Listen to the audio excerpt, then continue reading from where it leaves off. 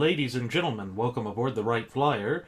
This is your captain, Randy Wright speaking, and as always, I'm joined by my first officer, Jeremy Grapington. Folks, this will be the final boarding call, so if you please, claim your seats, fasten your seatbelts, kick back, relax, and enjoy the show while Jeremy and I go ahead and delve into the pre-flight checklist, because there really is a lot of news and information to get to before we may fully indulge you with your in-flight entertainment. Well, folks, what can we say about this current phase of the 2016 presidential election cycle? We know that Donald Trump represents anger and little else.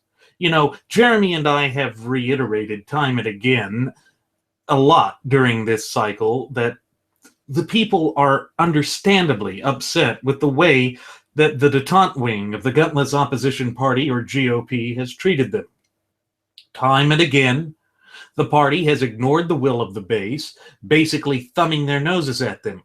I mean, look at the way they made all of these grandiose promises as recently as the midterm elections of November of 2014. Remember that Benedict Arnold Paul Ryan was one of the ones that came out before this current cycle and said that he was going to create a bill that balanced the budget.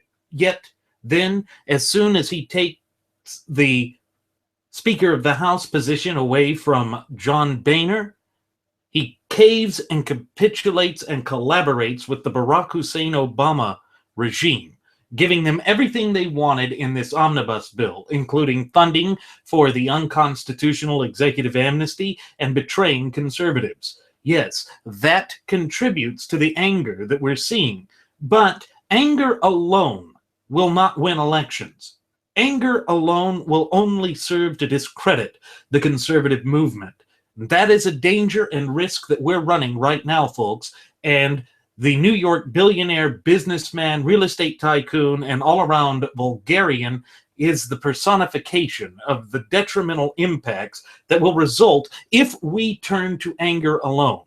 You know, it's as Jeremy said, Donald has been setting all these brush fires, getting ready to destroy the entire structural foundation of this great representative republic of ours. But that begs the question, do we really want to hire the arsonist to put out the flames and blaze that he has started? Of course not. But what do we say about it?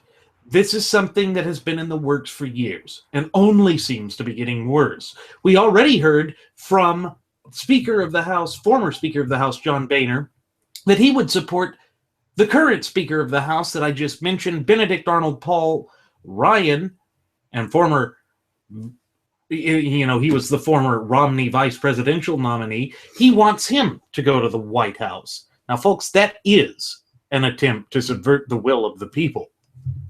You know, I'm not sure why individuals like John Boehner are doing the things that they're doing. It's almost like, you know, talk about these brush fires. He knows that our country's burning. Mm-hmm. And instead of picking up a bucket of water or grabbing a fire hose to help put out the fires, he's running around, running through the fires, catching himself on fire, and then setting other things on fire. Why? Why? I guess it's because he suffers from delusions of grandeur. I've noticed that that is a problem with the detente wing of the gutless opposition party. I mean, just look at John Kasich. Here's a man who is so delusional that he actually thinks that he has a chance to secure the nomination without having to go to a brokered convention. Is there anything that would suggest that he stands a snowball's chance in hell of getting the nomination? I mean, if you mathematically, statistically map it out, I don't see that there is a possibility for him to secure the party's nomination. Rather, he's splitting the anti-Trump coalition vote, almost guaranteeing that Trump will get in. There needs to be massive amounts of pressure placed on the Ohio governor. Oh, and Jeremy, you'll love this. There's been footage of a dash cam video of Kasich being pulled over in 2008, where he told a state trooper that he was an idiot. But this was when there was footage of him not slowing down and not getting over into the passing lane when passing an emergency vehicle. You know what that's insinuates there, Jeremy? It truly insinuates that John Kasich is of the belief that that he is above the law, that the laws that bind and apply to the rest of us are simply unapplicable to him because he is on some higher plane.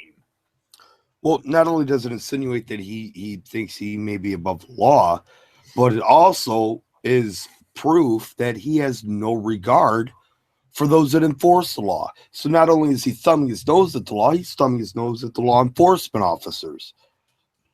You know, that's not getting over to pass an emergency vehicle. Had he lost control of his vehicle and slammed into whatever was going on there with those emergency vehicles, would he say, well, you're all idiots. You shouldn't have, been here at this point in time. My guess is that because him calling the state trooper an idiot, that would indicate that he probably would say something like that. Yeah. I mean, that's just, logically speaking, that's how I would look at that. That's the kind of character I see with him with that. I had no idea that ever happened. I'm glad you brought this up. Yeah, I mean, it's just been all over the news today. And I believe it was posted by one of the sheriffs on Twitter that we've seen. I'm just drawing a blank on his name as I speak right now. But he brought this up because what he was saying was that basically, we're sick and tired of having this anti-police mentality. We have enough of that already, and that it would appear that the Ohio governor has taken a staunch anti-police position. Now, that wouldn't be all that shocking, because when you consider that basically the terrorist organization of Black Lives Matters is funded by George Soros, and you look at one of the number one donors for the Kasich camp, you'll find that it is none other than one George Soros. Mm-hmm. All of a sudden, these little dots begin to connect, and it's going to tie into the message of tonight's program, where we talk about the hostile takeover of the American conservative movement and also some of the threats that have been made at AIPAC. Now, what is AIPAC? That's the American Israel Public Action Committee. And there is some major developments there that we will get into in just a little bit, but I want to touch on this bigger issue that's behind what I'm calling a hostile takeover of the American conservative movement. And that what that is for a long time, conservatives have held an inherent sense that the graduates of Pavlov's School of Journalism for the salivating mainstream media has been working against them. There's been a feeling that the information media outlets have been attempting to choose our nominee for us. And that should come as a surprise to no one. Look at the way they handled the 2008 campaign when the media darling John McCain won the nomination and then ultimately went to defeat. Look at 1996 when they put up Bob Dole. Look at 2012 when they put up Mitt Romney. All of these candidates were media darlings. Why? Because they were so-called moderates, part of the detente wing of the gutless opposition party that stood no chance of defeating the Democrat because it alienated the base. Mm-hmm. And that feeling is something that has contributed to the anger that's been exhibited in this 2016 election cycle, and it's threatening to boil over. And that is all personified by Donald Trump. Well, going back to and I want to tie this in right back in with Kasich's illusion of grandeur or delusion of grandeur that he can win the nomination. Kasich's trying to become a media darling. That's what he's trying to do. He's trying to now encroach upon the spotlight, and for whatever reason, I guess he's using Common Core mathematics to figure this out. That makes sense since he supports Common Core. Sure. And the Common Core mathematics, and then also with the Black Lives Matter movement and George Soros, all of this, these individuals, they take and feed off of negative commentary, but they do it in such a way to where they can spin it in their favor. That's how they garner the spotlight. That's how they become these media darlings. Now, people would want to say, well, Ted Cruz does the same thing. No, Ted Cruz never passes up an opportunity to speak to an individual when asked a question, especially when the question is posed in such a way to kind of create that atmosphere of it's a gotcha question to try and trip him up. I think he enjoys that because he views it as a challenge. He views it as a challenge, and he doesn't back down from a challenge. So he takes that as an opportunity to tell the truth and put the facts out there. Now, when people say, well, he's trying to make himself a media darling, I don't think so, because the truth has no agenda. True. And also think about it. If he's trying to make himself a media darling, it's certainly not working because he's gotten the least amount of coverage out of the candidates thus far. Absolutely. That's where I was going with next. That speaks to what the media is trying to do. If you stop and think about it for a moment, the salivating mainstream media always pushes for the Republican candidate that they think stands the worst chance of defeating the Democrats' nomination come the general election. Mm-hmm. And therefore, the reason they're pushing so hard for Donald Trump ought to be sending up red flags to the gutless opposition party electorate. But that's the thing. They are so enraged right now. They have been whipped up into a blind rage that they simply are incapable of telling that they are being manipulated by the hairpiece. There is no other way to put it, folks. They are being manipulated, and they close their ears. They seriously remind me of the Obama cult members back in 2008. You remember how vitriolic those people were? You remember how facts couldn't faze them? I'd say that the Trumpers are even worse. The death threats I've received online. Oh, me too. It's just... and people like that are laughable. And what this is, Randy, we mentioned this a couple of episodes ago. Dur on grief. That's exactly what this is. Yes. It's exactly what it is. History is repeating itself and unfolding again right in front of our very eyes. And it seems that there's only a handful of individuals that grasp that within the media. Mark Levin being one of them, Anne-Marie Morell from Politichicks. We have Michelle Fields and Ben Shapiro, formerly of Breitbart, now known as Trump Bart. Yeah. Shameless plug, of course, there's us. But there's, Michelle Malkin. James Rosen, the list goes on and on. That, with these select few individuals that are bringing this to the forefront, saying, look, this is what's going on. And people need to pay attention to this. But the more people don't pay attention to it, it's in a way a good thing, because that makes us want to do this more.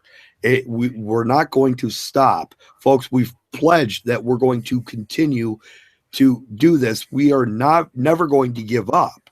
So like Ted Cruz, a challenge being placed to him, this is a challenge placed before all of us to rise up and accept the challenge of squashing this before it becomes out of hand and we end up like Nazi Germany under that political type of regime. And what it comes down to is we, as the popular sovereigns, have the duty and obligation not only to learn about the candidates and to make educated decisions, but those of us that have a voice are also duty-bound to go out and inform people. Mm-hmm. Now, again, as we've always said, we don't want you to take what we're saying at face value. We want you to go out and research this yourself. Knowledge is power is only partially true. Knowledge is actually the potential for power. The way in which you utilize and use knowledge is the way that power is achieved. And that's an important message that Napoleon Hill, author of Think and Grow Rich, said. And there really is a lot of truth into what he was saying there, and it reflects upon what our duties and obligations as popular sovereigns are. We have to be resolute and proactive in the safeguarding and maintaining of our fundamental and unalienable rights. But it becomes a very difficult job to do when you are encountered on a daily basis by just this raw sort of hostility that is being exuded by the followers of a particular candidate. In fact, I'd say, at least in living memory other than Obama, the sort of vitriol and venom that is being spewed around Trump. I mean, just look at one of his chief acolytes in Little Orphan Annie Yep Yep Toto. That's unprecedented. To see her go out and say the effing Jews, as if that somehow is going to lend credence or credibility to his campaign. You know, Donald Trump always brings up mention of the fact that his daughter-in-law is Jewish.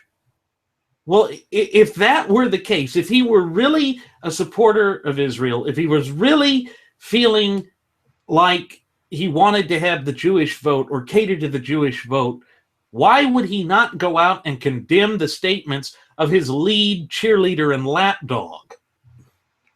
It's because he is so arrogant and narcissistic that he knows that people will follow him through the gates of hell if need be, because they've been duped that much. He is counting on his own little minion army his Trump Stapo.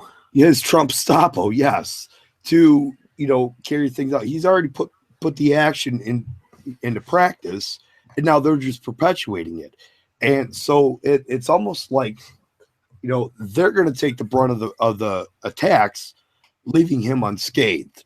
Well, that's his mentality. Wrong. He is not unreachable. He is not. He's not boomerang proof. He is. He can be taken down with truth and facts, just like anybody else. Of course. Because again, the truth is the ultimate, sword. It is the ultimate weapon. That it's unstoppable. You can't defeat it.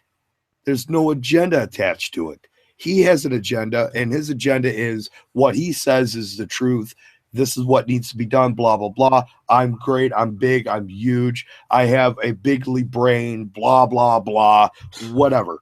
He needs to realize right now that everything he's doing is going to be undone, and it's going to blow up in his face.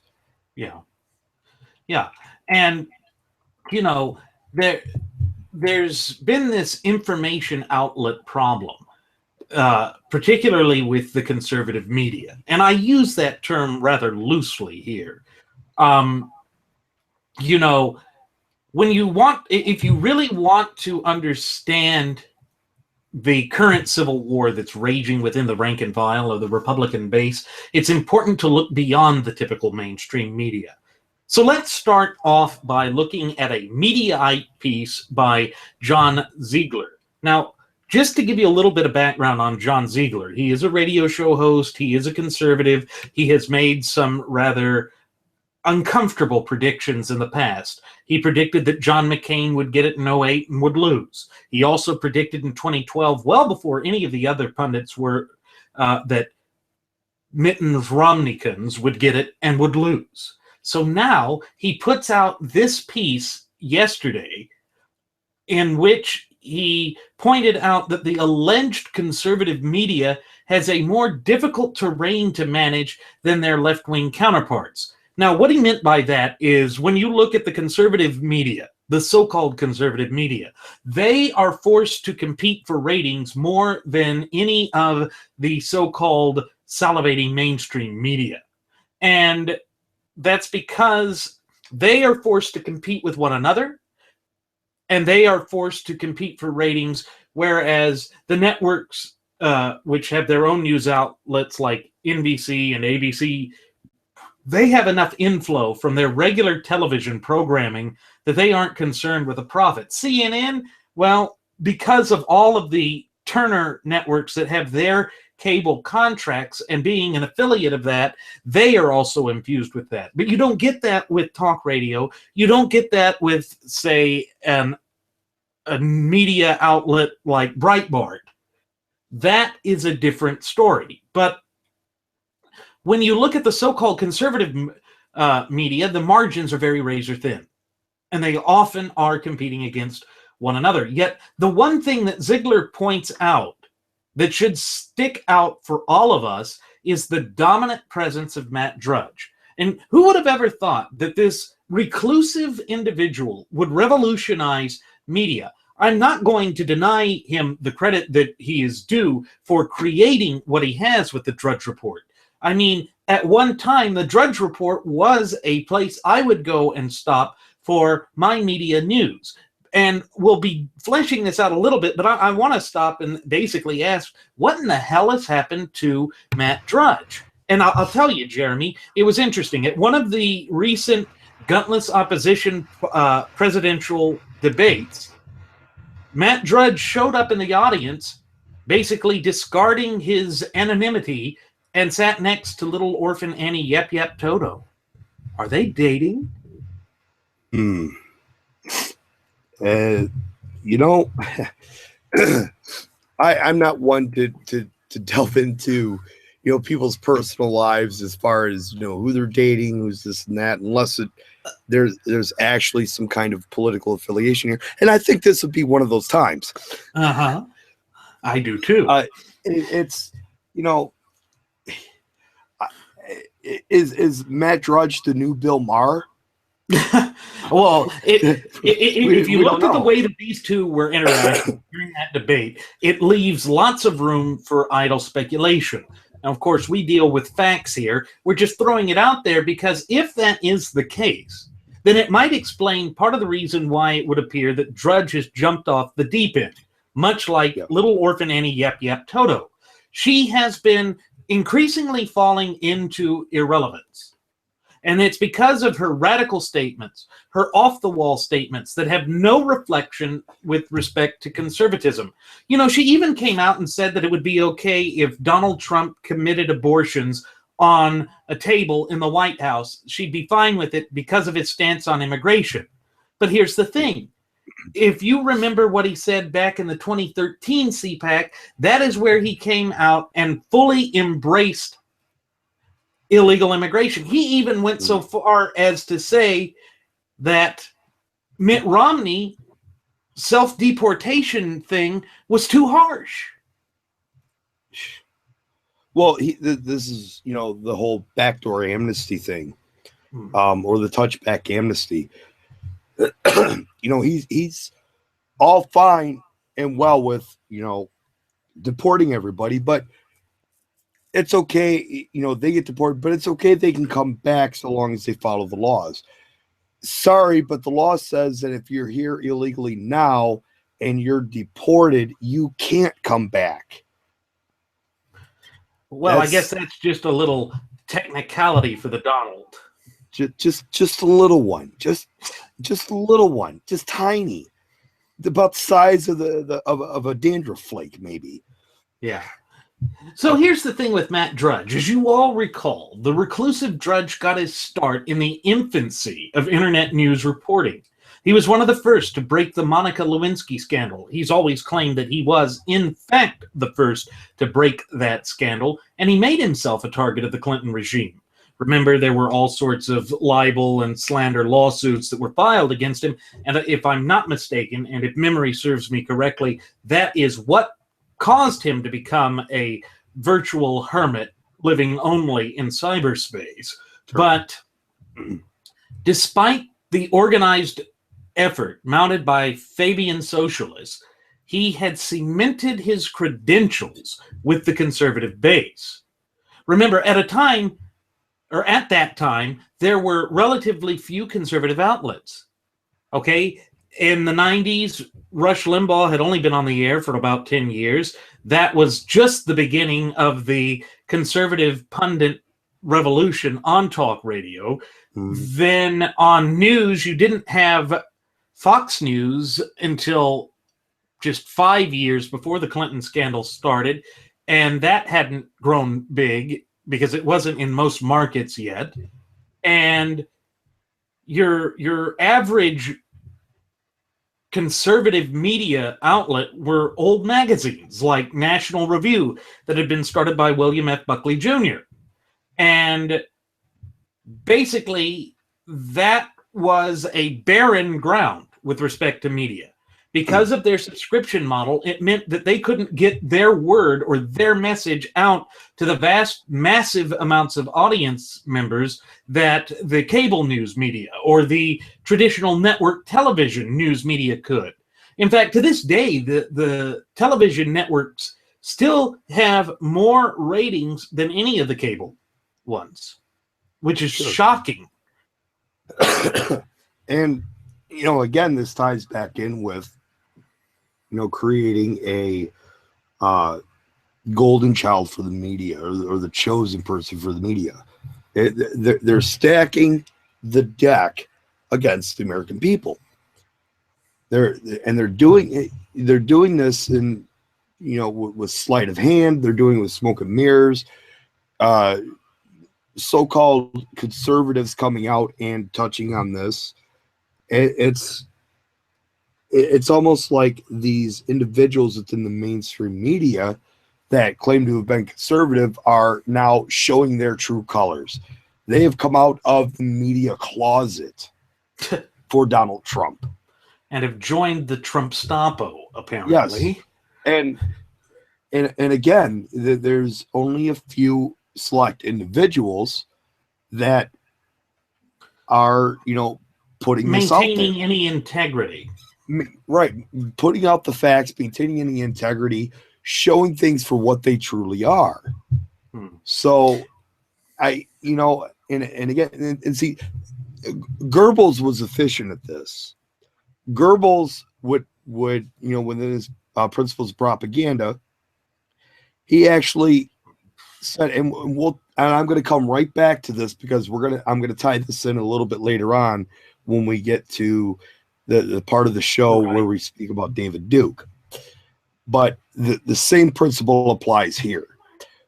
It's principle number 4. Propaganda must affect the enemy's policy and action. By suppressing propagandistically desirable material which can provide the enemy with useful intelligence, i.e., Ted Cruz not getting as much airtime as Donald Trump, by openly disseminating propaganda whose content or tone causes the enemy to draw the desired conclusions. In that case, I'm going to put the enemy, which is, I'm going to say it's the Trumpstapo, his followers are actually have been created as an enemy by Trump and the salivating media.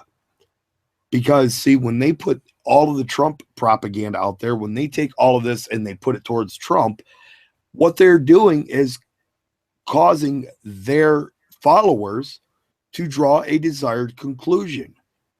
That is, we've seen the spread of this lying Ted nonsense. Oh yeah, that is a foredrawn conclusion or desired conclusion that was intended to be created by, guess who?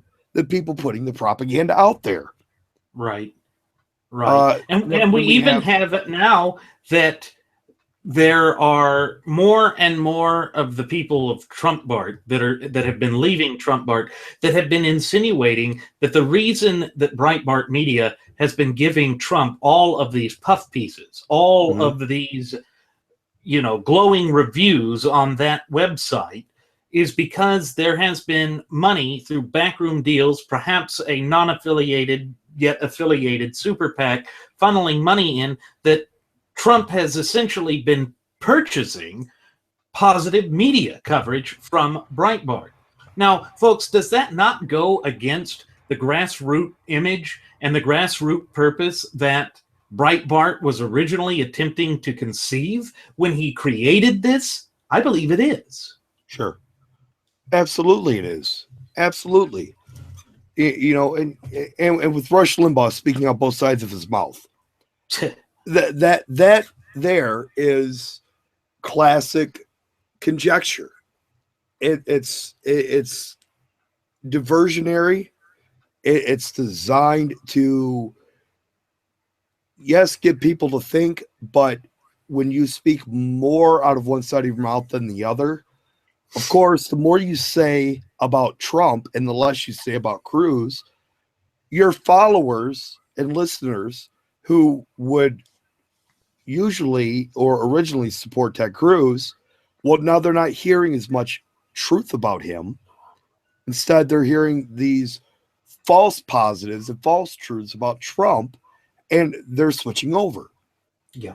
And they're switching over because that fire that's burning in their belly is being stoked with, water treated logs. You're not supposed to burn, treated wood because of, the arsenic that can be given off for it. And that's what's happening. Yeah. These individuals are throwing treated wood and kindling onto this fire. And the results of it are people are inhaling the arsenic fumes coming from it, and it's destroying them. Mm. And you know what it really ties into, Jeremy, is this internet model and revolution that Matt Drudge created in the late 90s. And with the ascension of the internet, we see that Drudge saw the perfect opportunity to revolutionize the way that conservative media is disseminated, the way that conservative information is disseminated. He saw this as an opportunity to dictate the narrative of conservative media. And he did this by linking to other news sites. But he set the tone through creative manipulation of the headlines. Over time, this granted him extraordinary power and influence within conservative circles. Drudge realized that he could control the entire narrative, and in a sense, he formed a monopoly on right-wing media. For example, many of the talk radio shows would use Drudge as their go-to source. Mm-hmm. Thus, anything that Drudge would put up automatically received a conservative stamp of approval. The other right-wing media sources that arose on the internet followed one of two models. First, they were either one of the old magazines that had made the transition to the internet, like Newsmax, and employed a hybrid subscription system and ad revenue model. Or secondly, they were new information sources based solely off of the ad revenue model and word of mouth. This meant that the latter type primarily relied upon being linked at Drudge. Higher web traffic meant greater profit. Therefore, they operated at the whim of the reclusive founder and mastermind of the Drudge Report. A perfect example of this is Breitbart News. It may not have started out that way, but actually it sort of did, because if you recall, Breitbart had a close relationship with Matt Drudge, and Matt Drudge helped him get his media enterprise started by linking to him constantly. But after the untimely death of Andrew Breitbart, we see that it has become something else in entirety. Mm-hmm. Yeah, and again, this brings me back to principles of propaganda. Let's look at point number 6. To be perceived, propaganda must evoke the interest of an audience and must be transmitted through an attention-getting communications medium. Mm-hmm. So, and that's what the internet is. And that's what more so than anything. And not only that, but it speaks volumes right to what you were speaking with. All of these talk show hosts bringing up Drudge. So in a way, it's almost kind of like, you and I are not conspiracy theorists. We're not conspiratorial. But, right. These connections only point to and beg the question, how long have they been doing this? Well, they've been doing it for about 20 years, because that's when Matt Drudge got his start. And that, of course, was at the infancy of the World Wide Web. Sure. I think the World Wide Web first appeared in 1991, give or take. And it was at that point that it started to grow. And of course, Matt Drudge staked his meteoric rise to fame through the Monica Lewinsky scandal. And I believe that's when Rush Limbaugh started following him. And what's interesting about Matt Drudge is, if you recall, there was a time when he was not so reclusive, and he had actually sat in as a substitute anchor for Rush when Rush was doing a holiday or some other thing. Sure. And he doesn't do that anymore. But he has started to develop close ties with a conspiracist named Alex Jones. Now, isn't that funny? The plot basically thickens here, folks. It speaks exactly to the sort of madness that Jeremy and I have pointed to and alluded to on past episodes of The Wright Flyer. Alex Jones goes out on a limb. He's basically one of those flat earther types with respect to any and every conspiracy theory that comes out.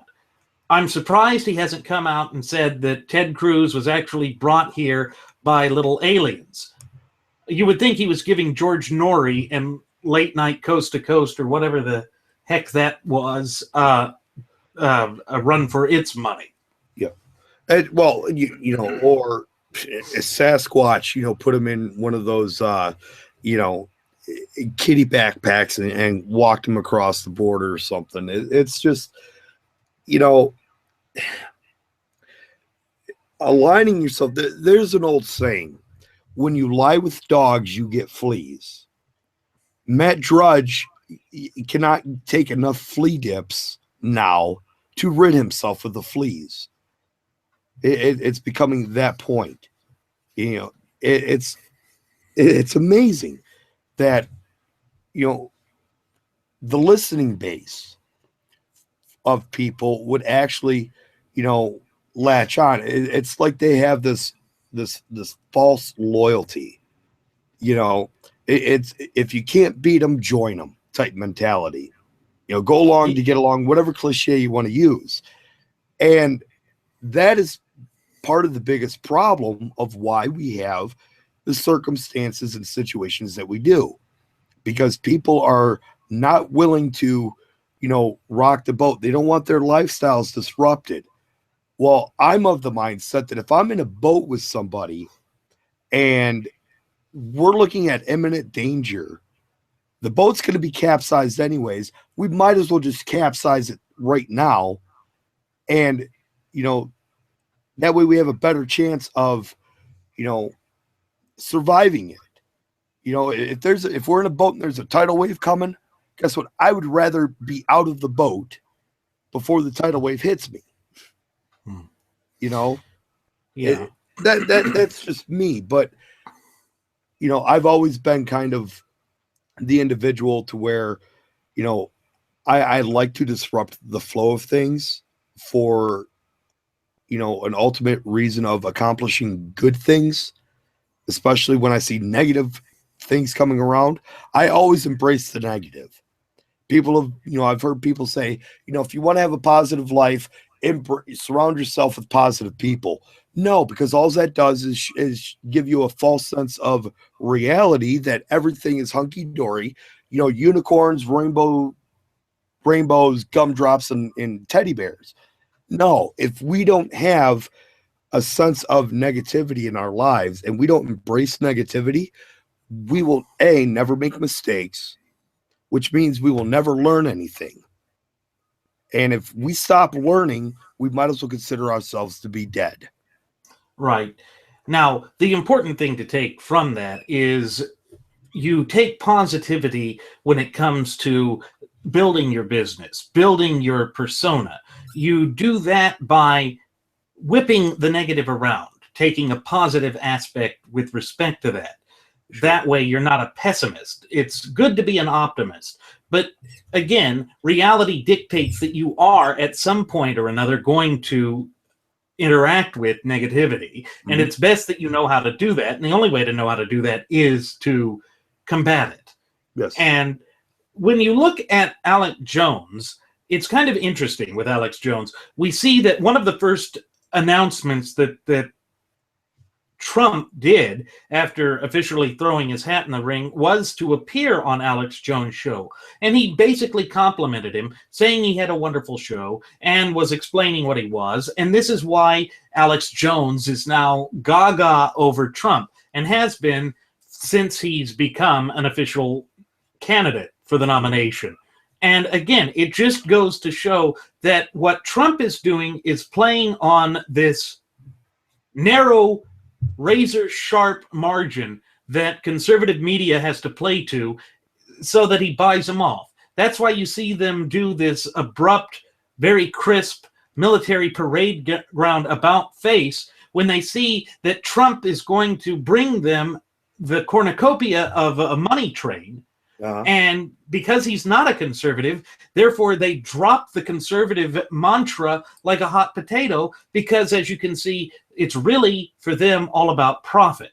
That is why I say that we here at Radio Aviation Excellence, the Wright Flyer, are a movement-based message. We are about the truth.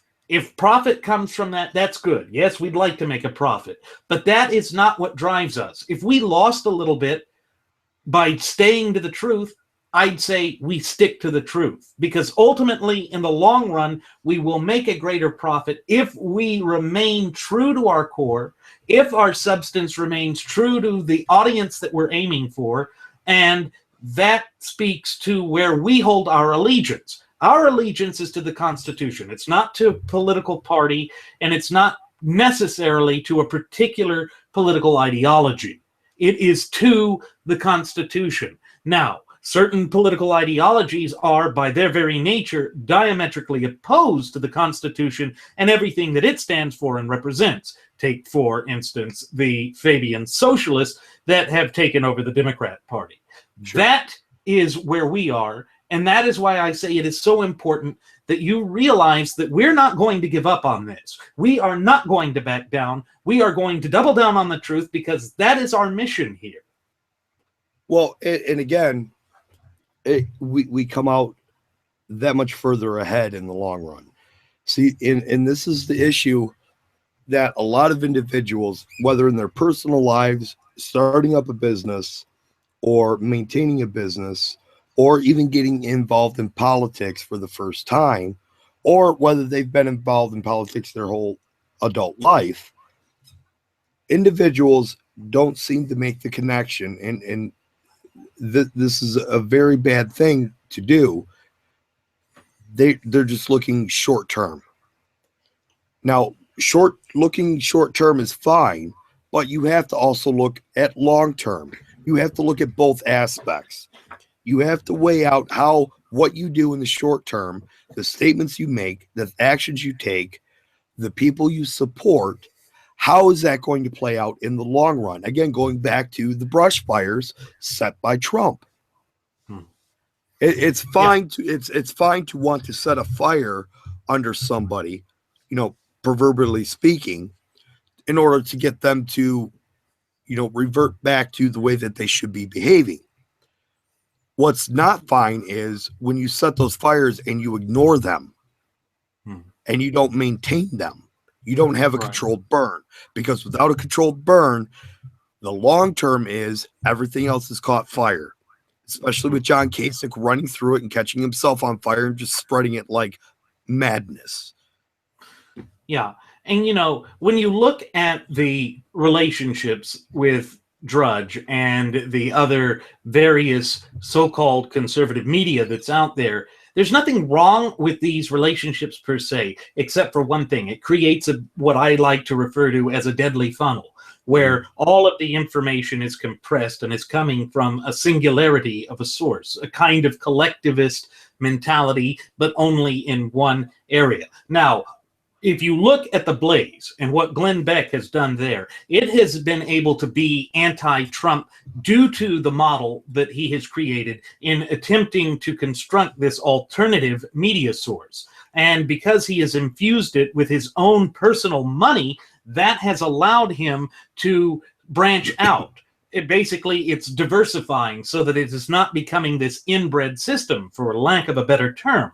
And therefore, he hasn't had to fall victim to the type of Trump personality cult that Drudge has been pushing. And if you look at Drudge, look back at 2012. We knew who his candidate was at that time. He hid certain information with respect to Mitt Romney, any type of story that would look negatively on him or have a negative impact on his campaign. And the reason he did that, it goes back to what you were saying with respect to Goebbels in trying to hide the negative, trying to put your own personal spin on this that would help further your agenda. Everything with respect to Drudge is about furthering his agenda, and that's the problem. An agenda can only go so far, and then it becomes perverted and detrimental and works against the message that you claim to convey. In other words, these so-called faux conservatives, these so-called conservative journalists are nothing but charlatans going out for the almighty dollar. It's as though they are taking 30 pieces of silver as Judas Iscariot did. Sure. And the propaganda point you were actually speaking of is in fact point number 11 of Goebbels' principles of propaganda. Black rather than white propaganda may be employed when the latter is less credible or produces undesirable results.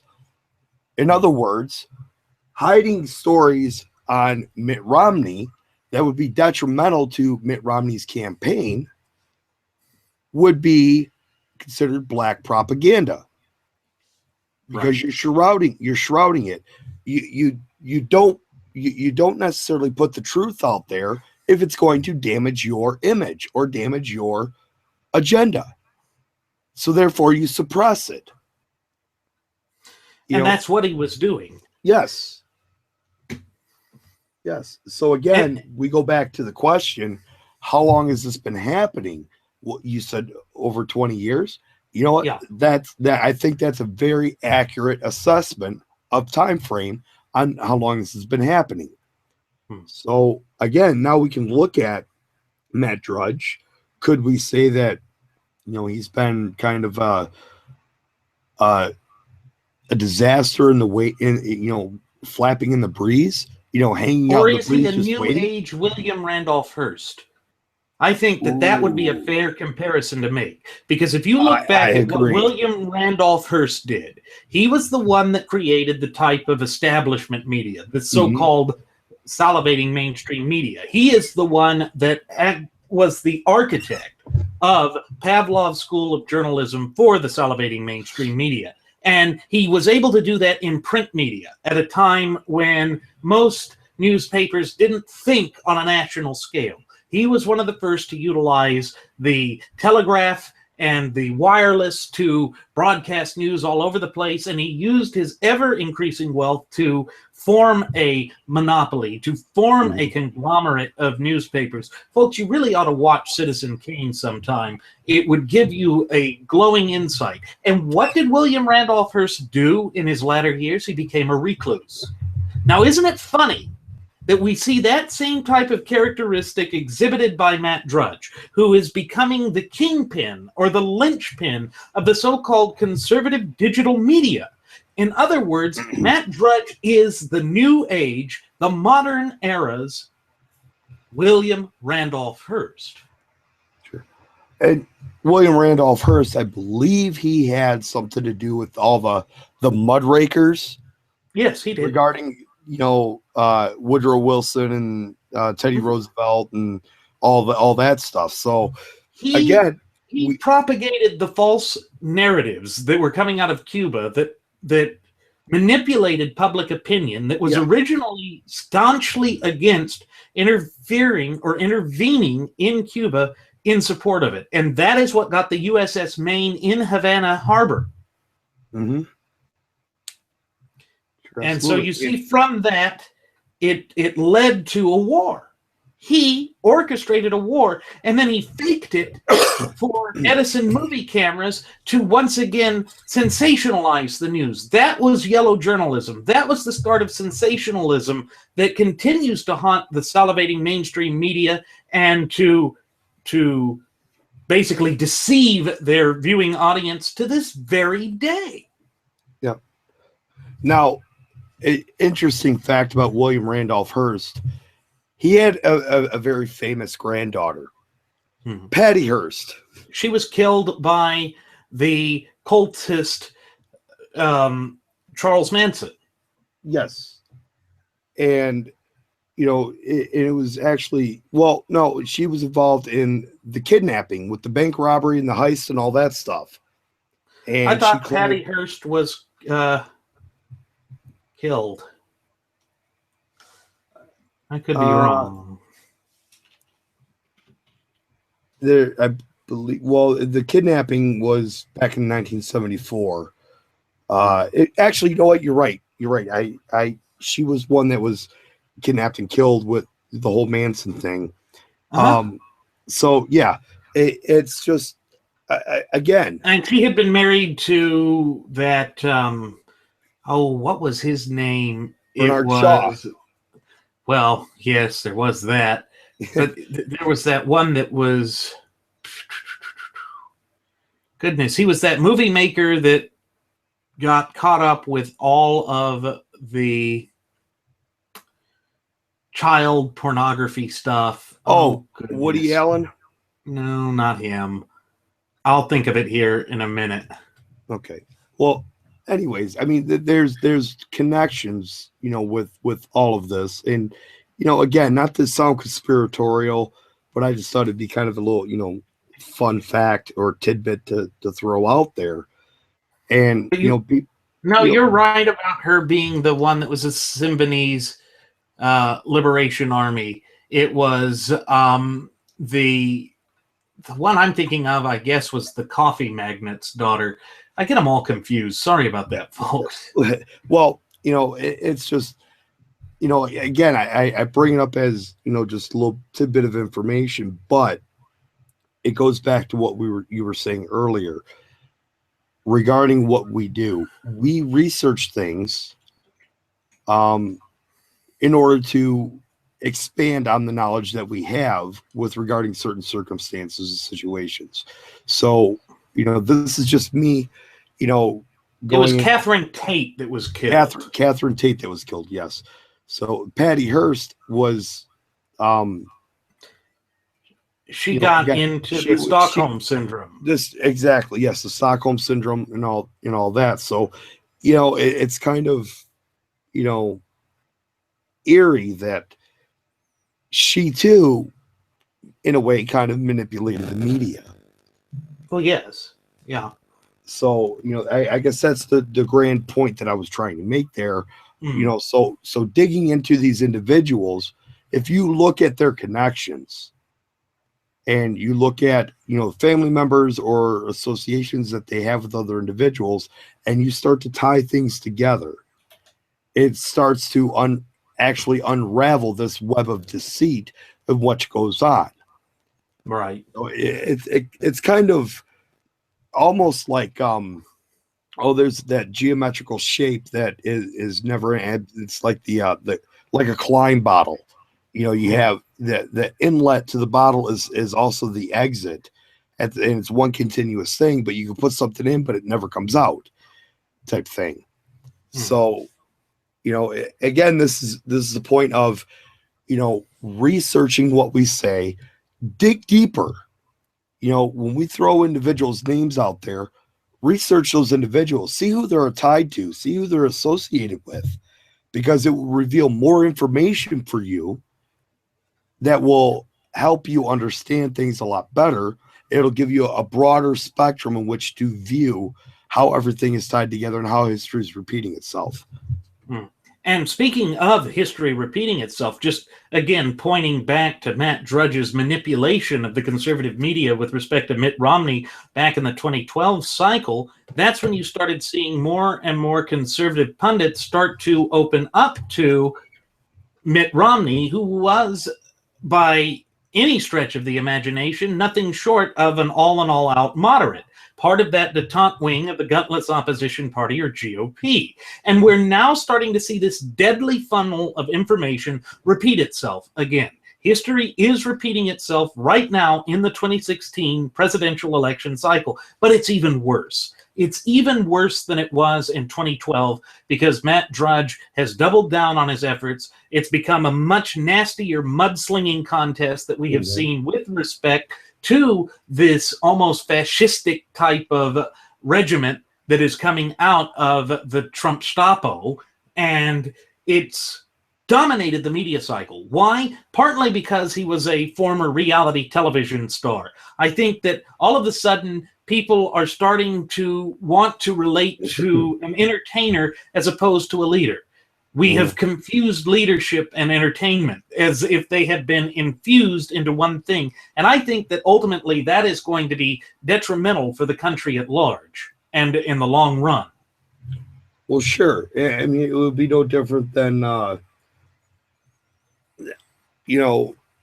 it's an occult is what it is. Right. It's exactly what it is. It's kind of like this whole, fad. Well, prime example. Let's take the show Apprentice. Millions of people have watched that show because they wanted to see individuals, fail. They wanted to see people fail. They wanted to see Trump yell, "You're fired," to people. They wanted to see who could make the cut, who was this, who was that. And then you take it to the next level, Celebrity Apprentice.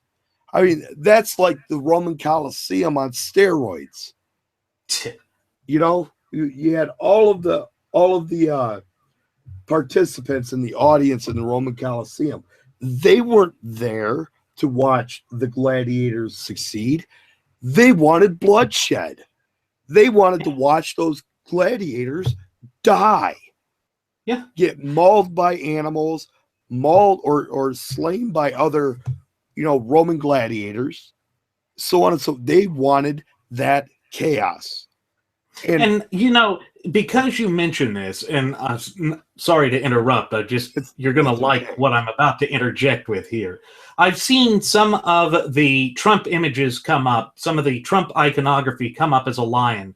And you know what it made me think? If these people want there to be blood sport, okay, you know who that lion is? That's Cecil the Lion. Yeah. There you go. there you go. There you go. Well, that's not very politically correct and nice. So what? Yeah. So what? We're not politically correct, folks. In case people have forgotten or missed the memo, we've declared war on political correctness. That is part of our stance of never giving up and never surrender, and that pledge that we've made to you all and to ourselves.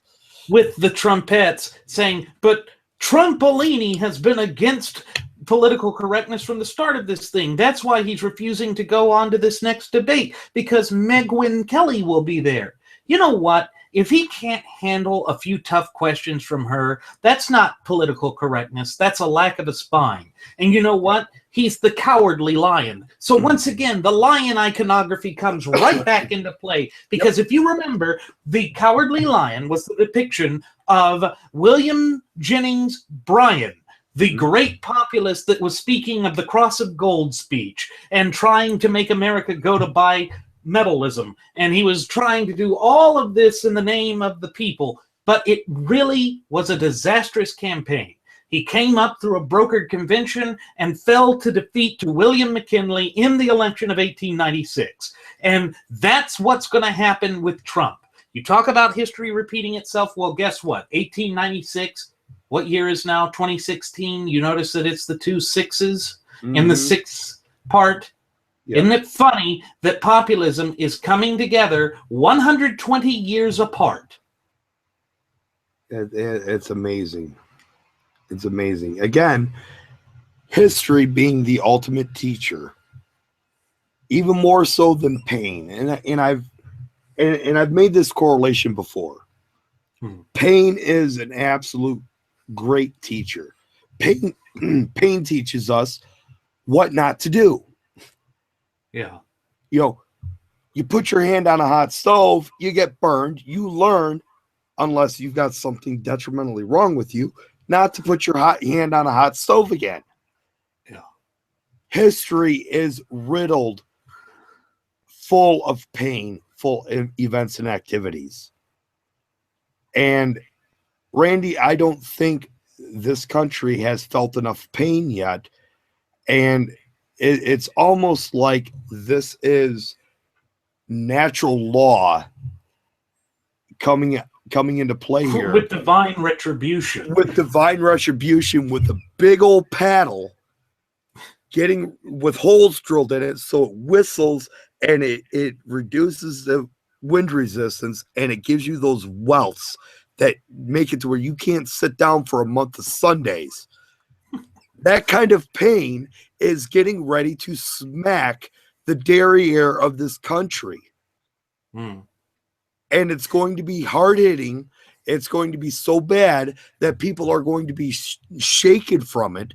They're not going to know what to do, except for a few select individuals. And when I say a few select individuals, I'm speaking of roughly 1/3 of the country that will know exactly what to do, because they knew how to avoid this type of spanking or to remove themselves out of the punishment line so that they don't have to get their spanking. You know, I've got to hand it to John Ziegler for pointing this out.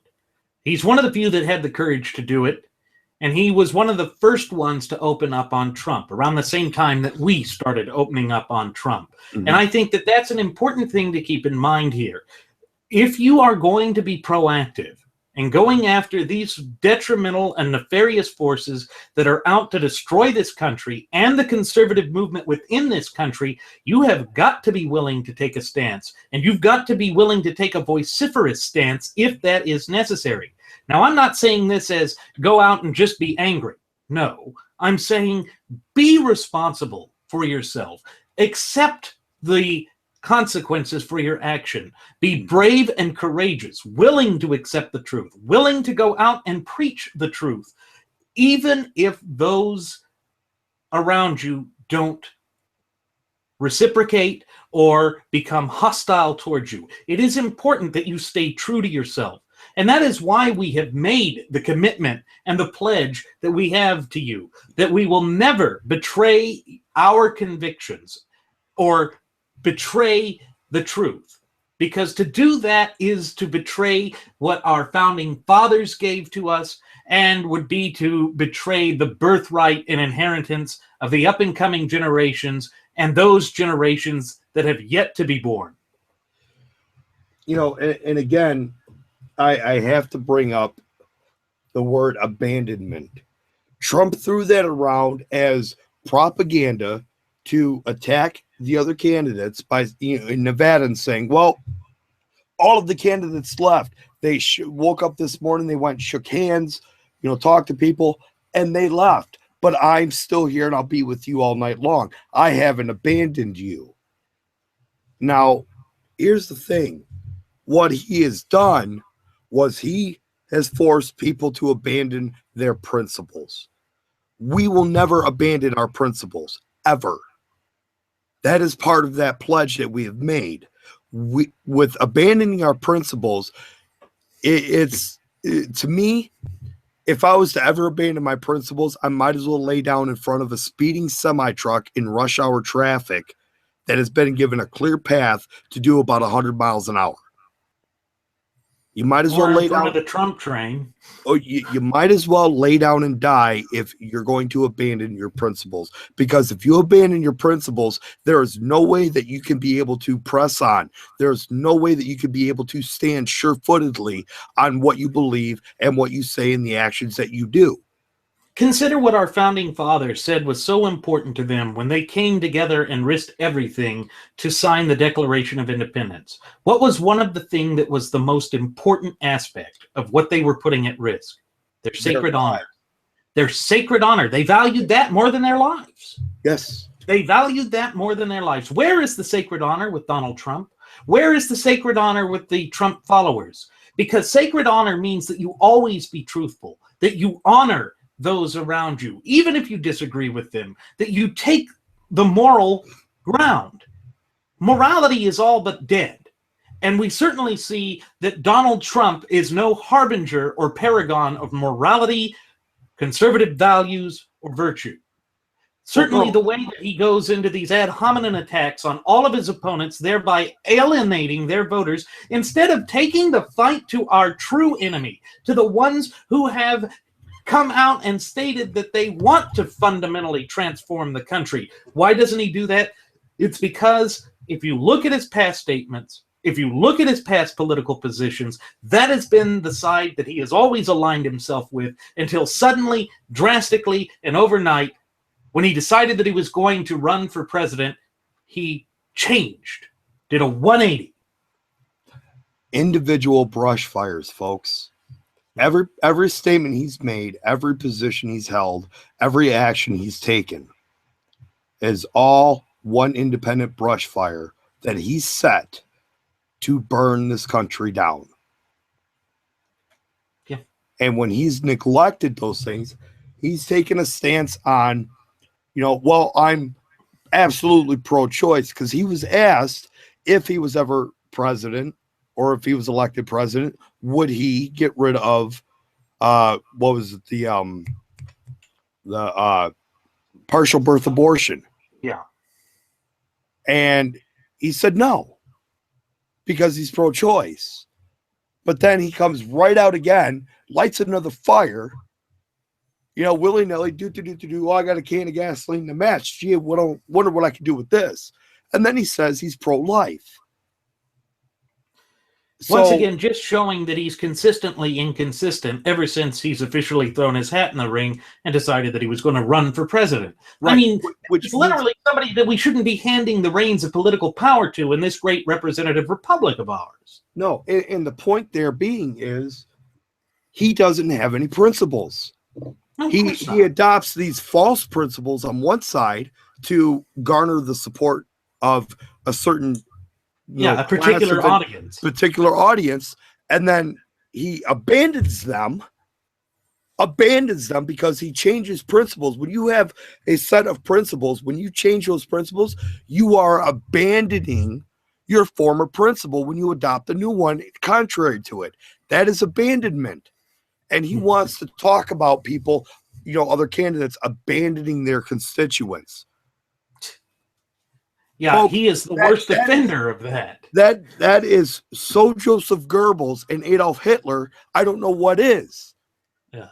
I don't know what else is. If that isn't it, then maybe I've got Hitler pegged all wrong or Goebbels pegged all wrong. You don't. I think there's an individual that does have Hitler and Goebbels pegged correctly, but is being used as a propagandistic tool. And we'll get to that because actually we're going to make that transition now. Speaking of narrative, after skipping CPAC this year, Donald Trump is planning and actually did appear today at the American Israel Public Affairs Committee, or AIPAC. This is interesting because Donald had used an infusion of cash in the 2012 CPAC to begin laying the groundwork for his, at that time, non-existent conservative credentials.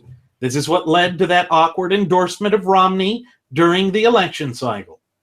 It is also what allowed him to give the CPAC address, which he did the following year, in which the bombastic real estate tycoon promoted amnesty for illegal aliens, the direct opposite of what forms the crux of his presidential campaign this cycle. Trump probably avoided CPAC this year because of growing resistance to his candidacy by the conservative base. But folks, it doesn't stop there, because there's already controversy swirling around his appearance at AIPAC. Several Jewish leaders announced their plan to boycott Donald's appearance at AIPAC. Rabbis David Paskin and Jesse Olitsky have organized a campaign called Come Together Against Hate, which is playing on the conference's general theme of Come Together. They announced that their endeavor isn't about policies or parties. Rather, they contend that it is about Donald Trump, who to them encourages and incites violence through his campaign rallies. They are diametrically opposed to such things. They have not announced any plans to boycott Texas Senator Ted Cruz or the Ohio munchkin Little Kasich, who will also be appearing at the event.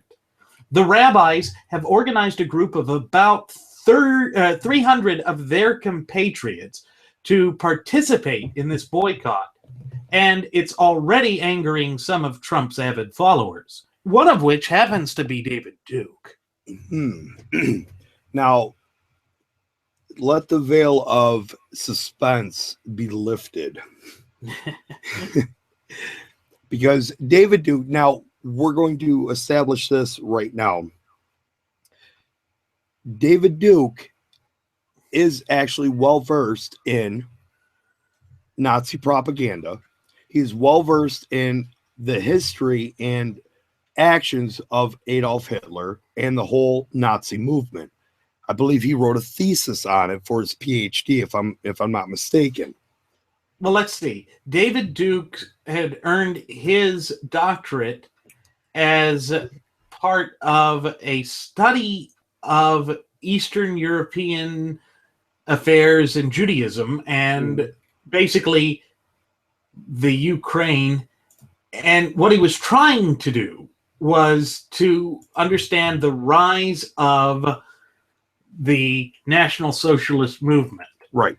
That was what he had done, and he got it from Tulane University. Now, we bring up David Duke, and people are saying, "Oh my gosh, these guys are actually defending him." No, we're not, because see, here's the thing: David Duke has come out and said that Donald Trump is reinventing the image of Hitler. And he's absolutely right. And I say he's right because of his knowledgeable background, his educational background on this subject. He does have the credibility to speak to such things. Where the difference is David Duke would actually accept that with open arms. Mm-hmm.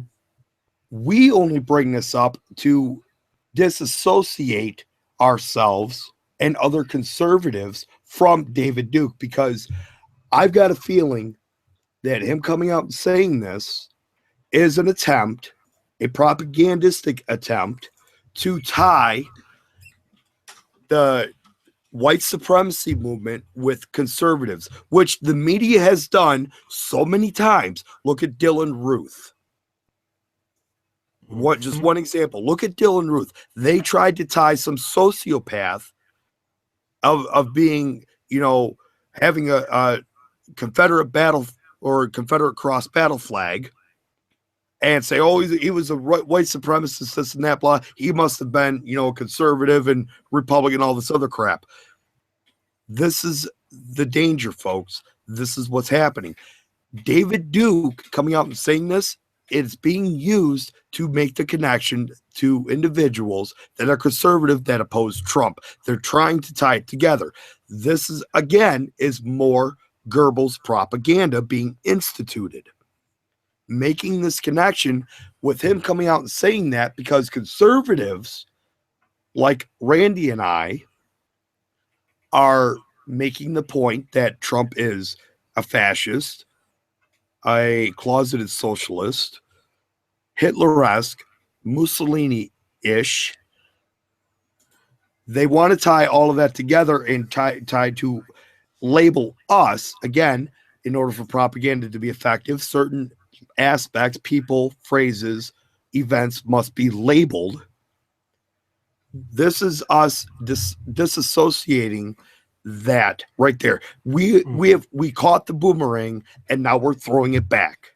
So here's where he got his doctorate. It was in 2005. He received a Candidate of Sciences degree in history from a Ukrainian interrogational academy of personal management, which is an institution that has been described by the Anti-Defamation League as a university of hate. Even if that's the case, it still shows that he has studied the rise of Hitler and understands the fascist elements to a very strong degree.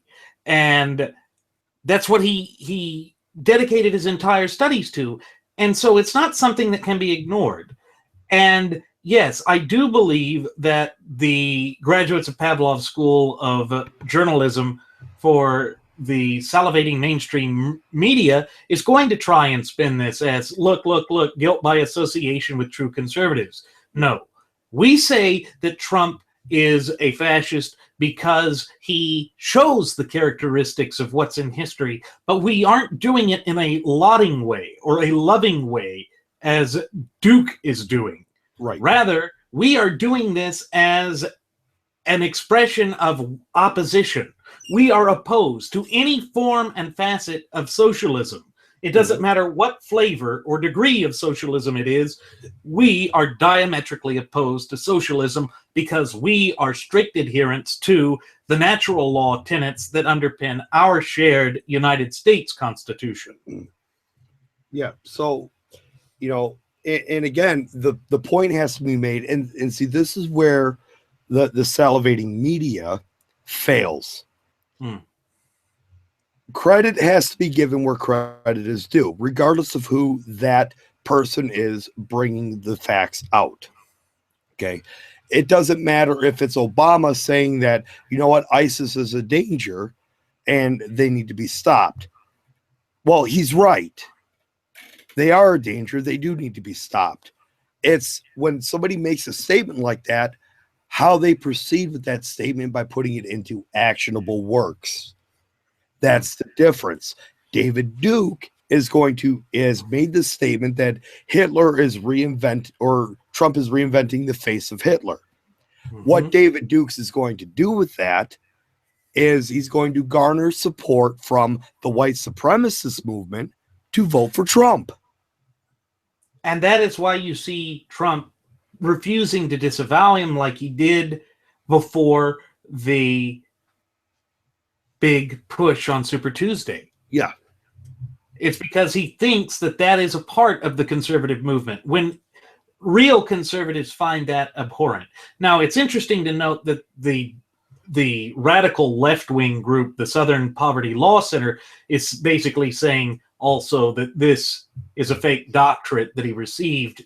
That may be. Again, he went through the hoops to get it. Yes.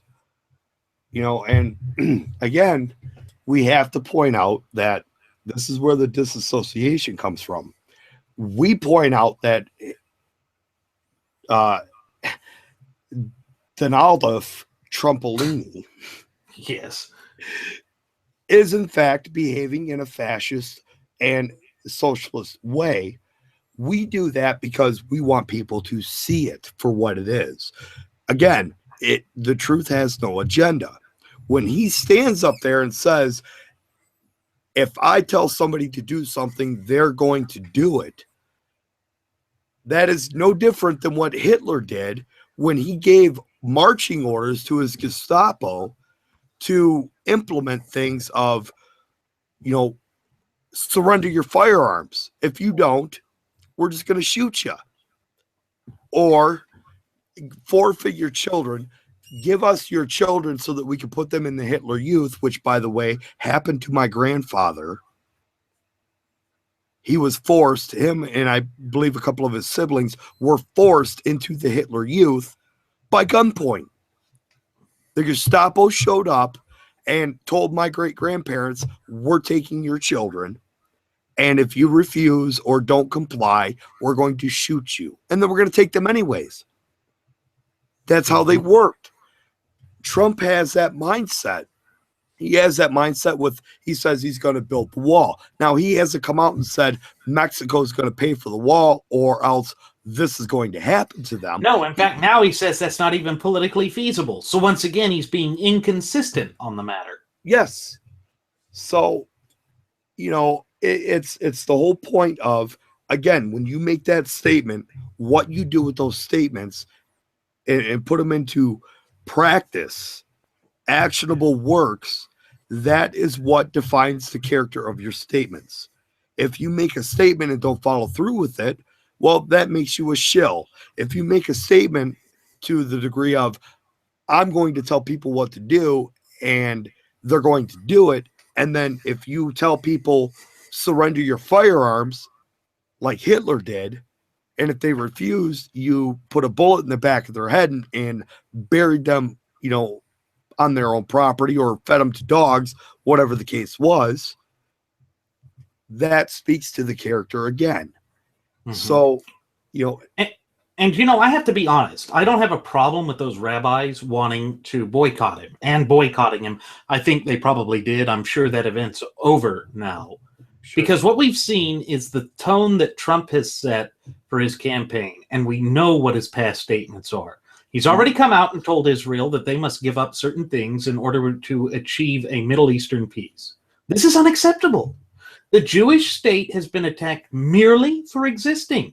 Yeah. This is not something which is up for negotiation.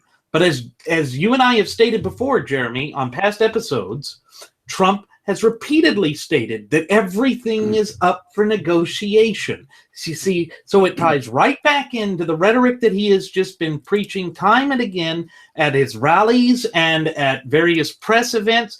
And you always notice that he keeps the press back in these little pins at the back of his auditoriums or whatever the venue for his event is or his rally is, so that they can't ask him meaningful questions. And then if they do ask him questions, like Michelle Fields, who worked for the friendly Breitbart news company, he has his version of Goebbels run up, grab him by the arm, and manhandle him. Yeah. And that was, of course, Corey Lewandowski. Now, making the statements like he did about Israel, you have to give up certain things in order to have peace over there. That would be no different than telling the American people, you have to surrender certain rights in order for you to have rights. Mm-hmm. It's no different. No different whatsoever. Yeah. So he's not going to go to that plateau of telling the American people you have to because that would be the death of his campaign. And it would be not only the death of his campaign, it would be the death of his empire. He would no longer be, he would at that point no longer be considered the real estate Rommel. He wouldn't be able to. His billionaire blitzkrieg would be over. Mm-hmm. And he knows that. So he has to do it in a shadowy type of way, again, by utilizing black propaganda. Mm-hmm. And what we see here is that Trump has tried to initiate a hostile takeover of the conservative movement. Mm-hmm. And what Glenn Beck has said on, I believe it was yesterday's show, is that this is a repeat of 1968 and that this summer will be plagued with violence. But, I don't actually think that he's right on this one per se. Yes, I think there'll be violence, but I think he's got the wrong year. He's looking at the wrong time frame. Mm-hmm. I think the more appropriate historical period that applies to this is the year of 1848, because he mentions that this is all over the Western world. Okay, during 1848, a European wave of revolution struck the world. Average citizens attempted to throw off the yoke of feudalism. We're seeing similar such developments occur today, and it makes sense when you keep in mind that what Alexander Tocqueville said when he compared socialism, which saw its rise along with Marxism in that year of revolution, through its leaders' desire to micromanage the daily lives of the citizenry. In other words, it's New Age feudalism. Mm-hmm. It makes sense that we would see this type of revolutionism. And that was a bloody year, a very bloody year. And I think that because it spread with lightning speed throughout all of Europe, and now it's including America, because we too have tasted a dose of Fabian socialism, you're going to see this be a long, drawn-out revolution. But like 1848, you're going to see these revolutions sputter out and die. Well, and the sooner they can, sputter out and die, the better. The better. So, and that, again, is one of the main reasons why we're doing this. Because, see, you have... Let's take the Trump train, for example. Now, See, the Trump train, it's on the fast track to hell. But what they failed to realize is, the Trump train is very long, and conductors can only pay attention to, certain parts of the train. That's why we have had, trains have a caboose. The caboose. Or they used to. They used to, yeah. They don't anymore. They would, the part of the caboose is to, pick up the slack, pick up the tail end, monitor that part of the train. They can step outside, look up the side of the train, see if there's anything going on, any obstructions that may, come into play, later on down whatever the case is. There is, the beginning and the end, the locomotive and the caboose working in concert with each other. Mm-hmm. Okay. The Trump train doesn't have a caboose. Mm-mm. It doesn't have a caboose. Nor does it have GPS. It just has, hair PS, HPS. Yeah. And it's, without that connection, people would say, well, it doesn't have a caboose. That means there's no end to it. So it's never ending. Wrong. It may be long in length, but there is an end to it. And that end is going to come to fruition when it hits an obstacle that they don't see coming. And that Trump train is going to be derailed. And folks, I'm telling you right now, yes, the sooner the train is derailed, the better off the country is going to be. The less, quote unquote, casualties there is going to be, because the more it's continued to go on down the track, the longer it seems to get. And when you have something like that, more capacity, the laws of probability dictate that the more people involved in an incident, a dramatic incident or a tragic incident, so to speak, a detrimental one, a catastrophe, the laws of probability dictate that there will be more casualties or more injuries. Proverbially. So, the sooner we derail this Trump train, the better off the American people will be, the better off the country will be. We will suffer less casualties. Are there going to be casualties? Yes. People's feelings are going to be hurt. It's going to separate people. It's going to drive a wedge in between people's families. It's already balkanized individuals. But we need to diminish that. We need to make sure that capacity doesn't exceed what it is now. Yeah, because the things that we stand for as Americans are greater than that. These things clearly indicate what we are as a nation and as a people. And this is, again, why we spend so much time trying to bring this to your attention. It's because everywhere you turn in this country right now, you are seeing the pillars of our society start to collapse and erode under this incessant, deliberate attack. And believe it, folks, that is what Trump is doing. He has been here to drive a wedge in between the various factions of the Republican Party.